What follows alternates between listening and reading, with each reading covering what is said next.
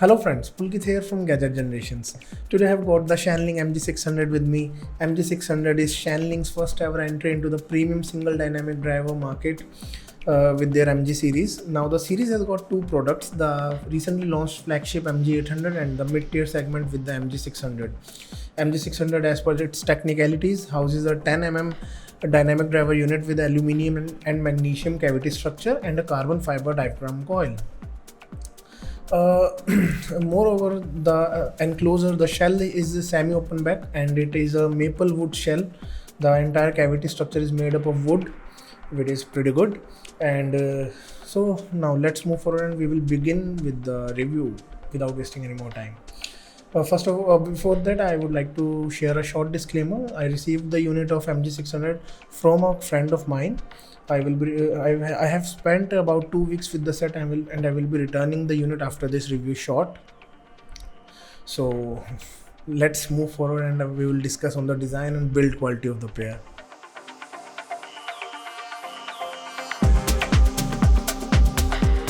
So well, here are the cavities for the MG600.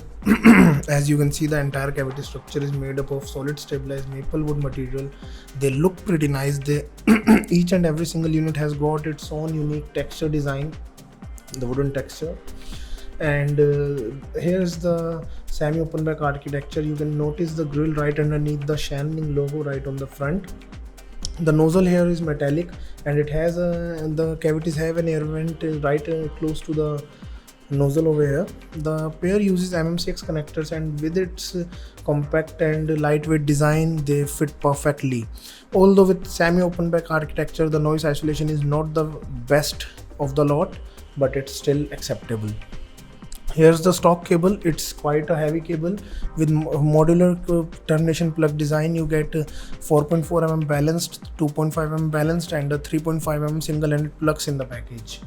And that's our design and build quality of the pair. Now let's move forward and we will discuss on the sound quality part.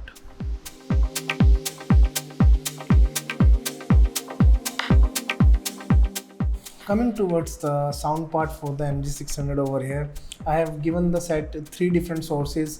I have used it with Q-Style M15 portable DAC amp with the Shanling M7 digital audio player and Hibi RS2 R2R based digital audio player. I find the MG600 to synergize well with all 3 of these sources, while the best pairing is with the Shanling M7, their in-house sound. On its own, the MG600 has a V-shaped sound profile. I find the bass and treble region to be a little bit more elevated and the mid-range to be recessed. While for some vocal-centric tracks, you can notice that the MG600 gets a W-shaped treatment for its users. The bass region is pretty good with the set. You get a punchy mid-bass response. It's fast and quick. It doesn't stays on the sound field for a long while. It just comes and goes and registers each and every single drum beat or bass beat precisely. The mid-bass slams are pretty good, although it might need some more extensions in the sub-bass region. Sub-bass rumble is decent but not the best in its price range. I find i600 to be the best sub-bass presentation in the single dynamic driver price range for the MG600, as same as the MG600. Coming towards the mid-range, while it is recessed, it maintains good resolution, good clarity in the mid-range section. You can hear vocals, both the male and female vocals sound pretty good and clean and accurate by all means. And the instrument presentation is also pretty good in the mid-range section. The mid-range shows good amount of air and spacing between the instruments and the vocalist. Nothing feels congested on the MG600. MG600, the best part is its soundstage presentation. You get a grand soundstage presentation in the MG600. It has decent or good width, but the depths, it's pretty amazing in terms of soundstage depth. It creates an immersive experience with its 3D grand soundstage. I'm just in love with the pair for its soundstage presentation. Moving forward on the treble region is smooth. It doesn't have a lot of peaks here or there, while it maintains good life and energy on the sound presentation. Treble region is pretty smooth. Violins and electric guitars smooth. There are no snappiness, though no peakiness or no fatiguing or harshness in the treble region, or basically throughout the frequency response range there is no harshness present with the MG600.